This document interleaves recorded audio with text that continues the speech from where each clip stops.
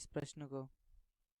सबसे पहले हमें दे रखा है कि प्रतिरोध का मान बराबर 4 ओम तथा ऊष्मा दे रखी है हमें बराबर 100 जूल प्रति सेकंड। तो अतः हम यहाँ से सबसे पहले विद्युत धारा का मान निकालते हैं। हम जानते हैं कि जब भी ऊष्मा उत्पन्न होती है वह विद्युत धारा के कारण होती है। तो विद्युत धारा I का मान हमें निकालना है। क्योंकि हम H जानते हैं कि ऊष्मा जो H होती है वह I² R होती है, I² RT होती है। तो I का मान हम लिख सकते हैं H/RT।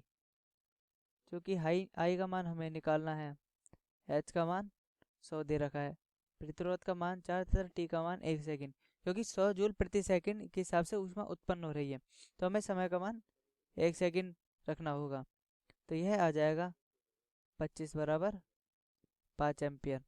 अब हमें विभवांतर निकालना है तो इसके लिए हमें ओम का नियम इस्तेमाल करना होगा, जिससे V बराबर RI है।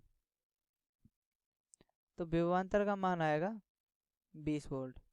तो अतः हम जानते हैं कि ऊर्जा निकालने के लिए हम इस सूत्र का उपयोग करते हैं, H बराबर I² RT। तो धारा का मान हमारे पास निकल कर आता है 5 एम्पियर तथा विभवांतर का मान हमारे पास निकल कर आता है 20 वोल्ट। और इस प्रकार हमने अपने प्रश्न को हल किया।